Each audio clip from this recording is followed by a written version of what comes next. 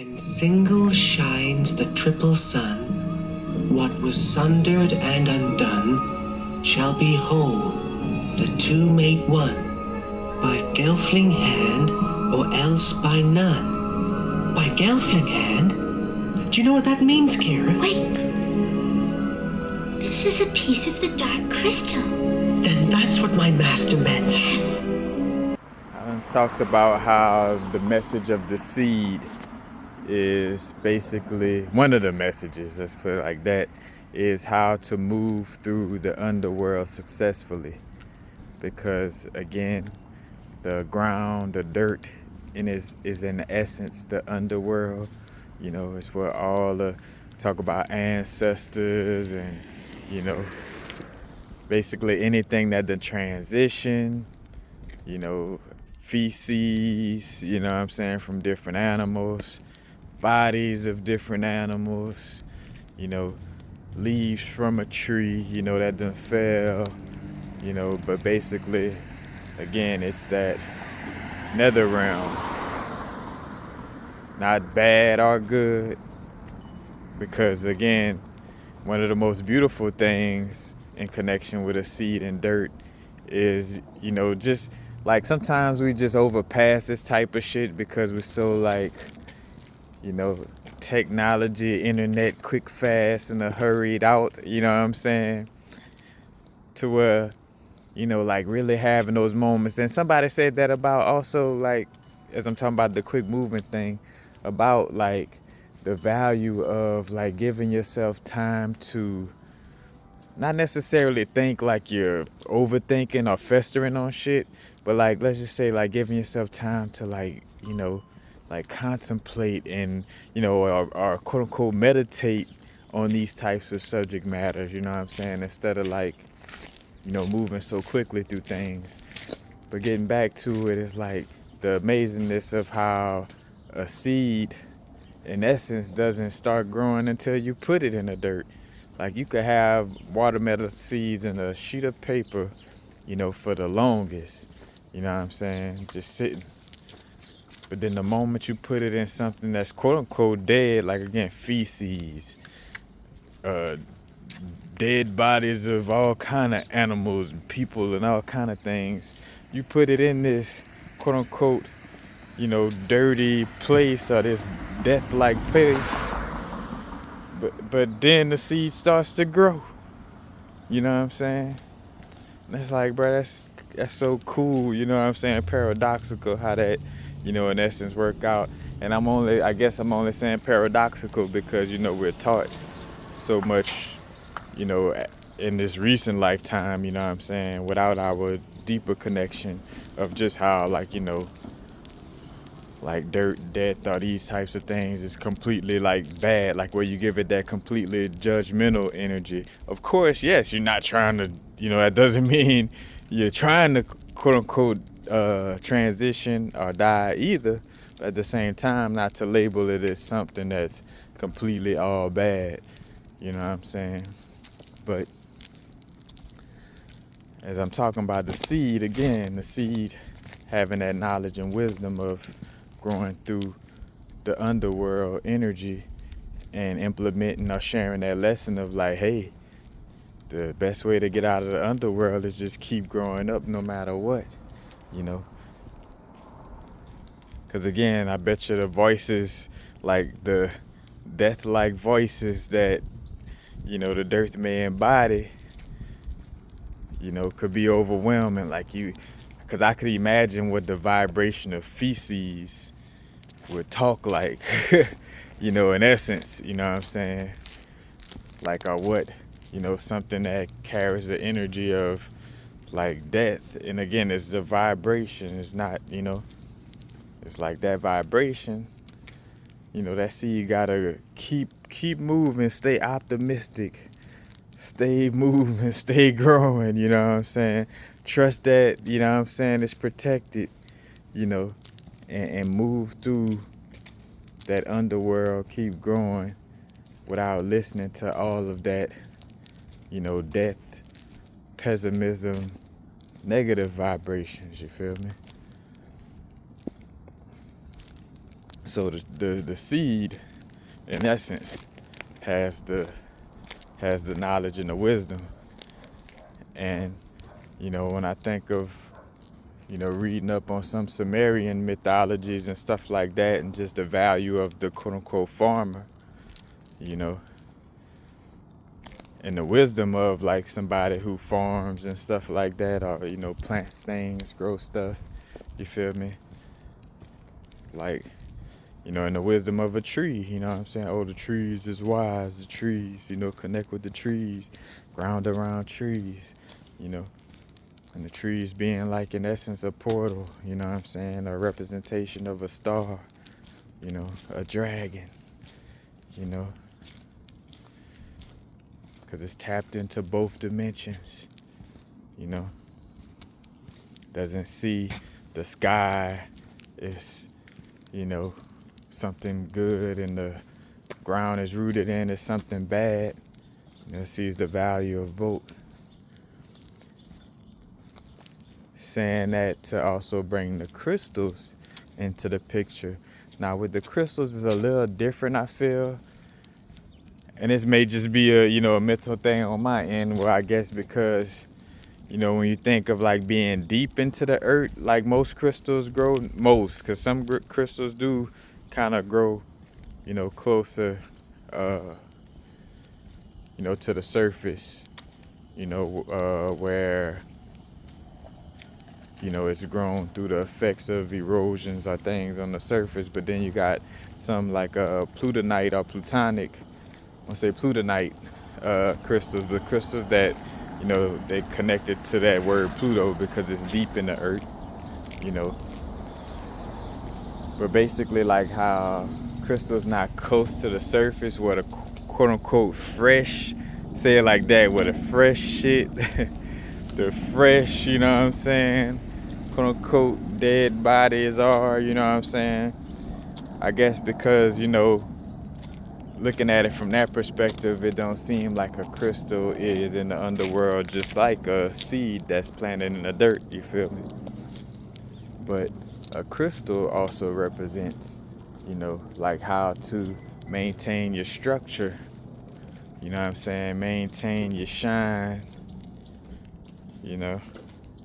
not in the egoic type of way in essence, but, how to come out shining. Stop for a second, see if I can get a...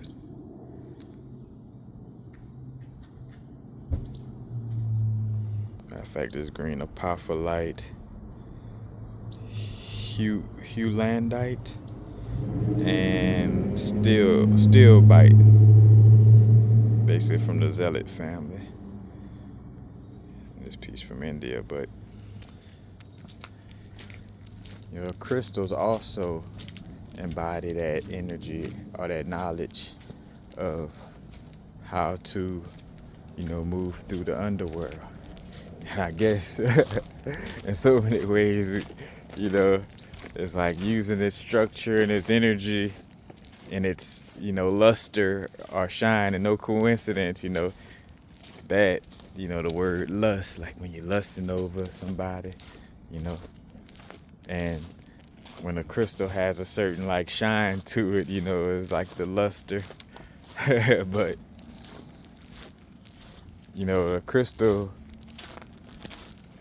I mean, somewhat like the seed, but the crystal moves through the underworld too by communicating with humans, for lack of a better word, to mine them or dig them out from the underworld, you feel me? And again, for some, not all, because some crystals will end up, with the different plate tectonics, again, surface level erosion, stuff like that. They end up coming up to the surface, but for the most part, they end up coming up from out of the ground through, humans mining them. So making it through the underworld transit in that manner, maintaining its structure, and that's the other thing to it. Of course, not considering amorphous crystals or crystals that don't have any crystal structure, which technically amorphous is considered a crystal structure by definition, but it doesn't have any symmetry in its structure. Again, that's like your obsidians, your chrysocolas, where it don't have like no specific crystal structure, compared to like a apophyllite or a quartz or a pyrite. Well, say for pyrite and fluorite grow in perfect little squares and octahedrons, like as if somebody drew that shit right out of a book on some type of shit, and apophyllite has like that same type of, it's like I don't want to say the wrong structure, but just defining the shape, it just has like a pyramid type shape to it, but again, amorphous don't have that crystal structure. But anyway, the seeds and the crystals, tell that story. Like, that's the wisdom, the deeper wisdom, not just the surface level, like, hey, get this crystal because it's helpful with manifesting this, or, and all that stuff is, that's cool, get this crystal because it helps you with anxiety. It's good to help ourselves with anxiety, but again, getting to the root cause and not just clearing symptoms, because if you don't get to the bottom of what's triggering you, you could get a crystal for a symptom, but that symptom gonna keep showing up. And if you value your friendship with crystals, you're not gonna put your crystals through that type of, situation where you having them constantly in a unending battle with your anxiety. You know what I'm saying? And the battle being unending because you're not really getting to the root cause of how to stop the anxiety. You just asking the crystal to help calm the anxiety, which again ain't nothing quote unquote wrong with that. But again, look at it like a friendship.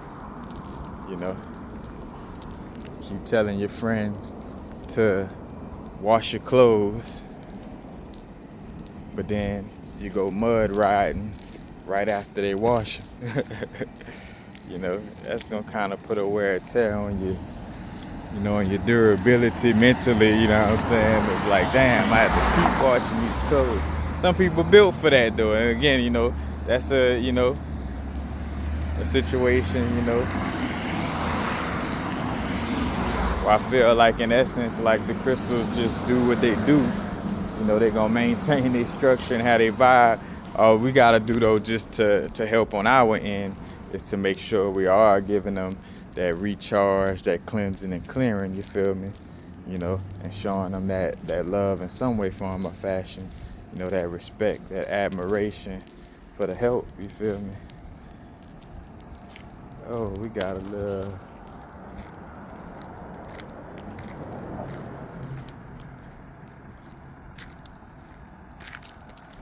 Had a little hawk eating a meal site, and the hawk done got a hold to another bird. Man, that's a whole message through all of that. But anyway, the crystals and the seeds, have that knowledge and wisdom of how to move through the underworld, and you could talk to different plants, trees, crystals, and question them about that wisdom. Of course, you're a walking crystal first, and in essence you're a seed as well. You started as a seed, your body at least for sure, as a seed in the ovary, or an egg in essence, So you got the wisdom of the seed, because you had to grow through the darkness of your mom's womb, and you go through pressure like a piece of coal, which could turn you into a diamond. So you're a crystal and a seed, first and foremost. It's just like anything, if you got a hammer, a nail, or should I say if you got to put a nail into some wood, You know, it would be helpful to have a hammer or a tool or, you know, a helpful, you know, friend, you know what I'm saying, to help you out with that. Or if you gotta move some furniture out of the house, it would be helpful to have some help, like some other people to help you, you know. Same thing, you know, with the crystals, with nature. Hence why, again, like although we're connected to Earth, you still ground. You know, people still, no matter how much a person is like, oh, we supreme beings, this, that, or the third, they still ground. You know what I'm saying? Still like tap into getting help from some of the things that, you know, are in the realm. You feel me? So that's just to share for this moment. You know, so if you find yourself bringing it full circle, you find yourself having tough moments of moving through, you know, underworld transits, you know, you dealing with karmic debts that land you back into that 12th house Pisces energy, because in essence the Pisces energy deals with, you know, karmic debts. Hence why, you know, because say for instance, when dealing with karmic debts, you know, you could end up in jail, an insane asylum, you know, which are things connected to the 12th house. You feel me? So it's subtly letting you know about that energy, not to, you know, make it dark like, you know, like that's gonna happen, but just, you know, speaking on the truth of what it represents. You feel me? But now's the vibrate. Peace.